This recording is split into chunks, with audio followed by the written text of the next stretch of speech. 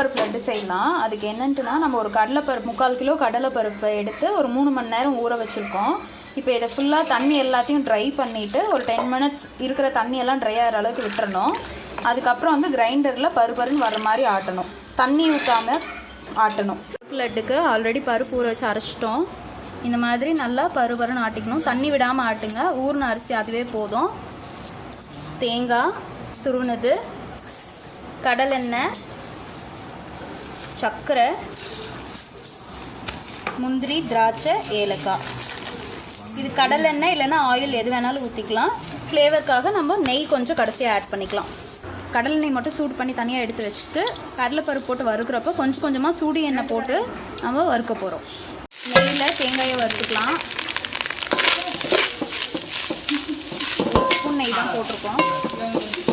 தேங்காய் வந்து ஈரப்பதம் போகிற அளவுக்கு வறுத்திங்கனாவே போதும்.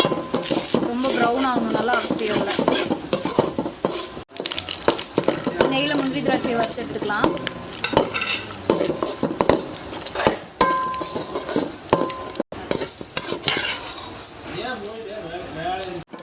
ஸோ அதே சட்டியில் கொஞ்சம் கடலெண்ணெய், நமக்கு காய்ச்சி வச்சுருக்கிற சூடான கடலெண்ணெய் எடுத்துக்கலாம்.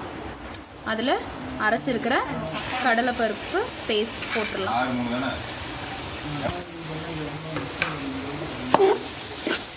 இது அடி பிடிக்காமல் கிளறிட்டே இருக்கணும். ஸோ சூடான எண்ணெயை கூடவே ஊற்றலாம்.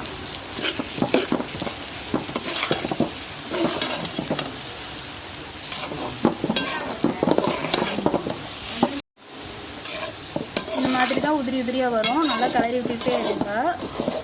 இதோட பச்சை வாசம் போனதுக்கு அப்புறம் தான் நம்ம சர்க்கரை ஆட் பண்ணணும். சர்க்கரை முன்னாடி ஆட் பண்ணிட்டா பருப்பு வேகாது.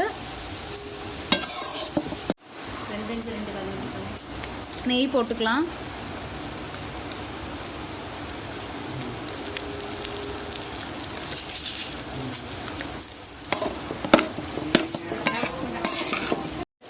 ஸோ பருப்பு வந்து இந்த மாதிரி உதிரி உதிரியாக வந்துருச்சுன்னா இது வெந்துருச்சுன்னு அர்த்தம். அப்படியே ரா ஸ்மெல் போயிடும்.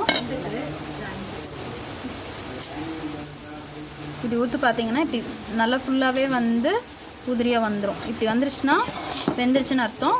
இப்போ நம்ம சுகர் ஆட் பண்ணிக்கலாம்.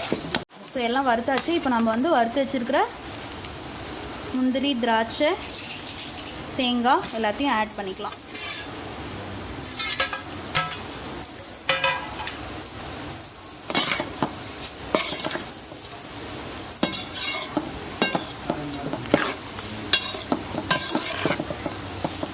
இந்த ஸ்டேஜில் சர்க்கரை போட்டுடலாம்.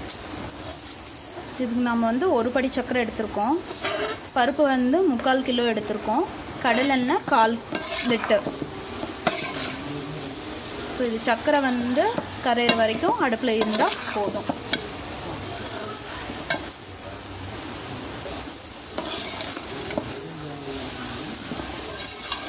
ஸோ ஃப்ளேவருக்கு ஏலக்காய் ஆட் பண்ணிக்கிச்சு. நம்ம போடுறப்போ பார்த்த கடலைப்பருப்போட கலருக்கும் இப்போ இருக்கிற கலருக்கும் டிஃப்ரென்ஸ் தெரியணும். இந்த மாதிரி இந்த எல்லோ வந்துடணும். அவ்வளோதான். இந்த ஸ்டேஜ் வந்துருச்சுன்னா நம்ம அடுப்பு ஆஃப் பண்ணிக்கலாம். இது நல்லா ஆறுனதுக்கப்புறம் நம்ம வந்து உருண்டை பிடிச்சிக்கலாம்.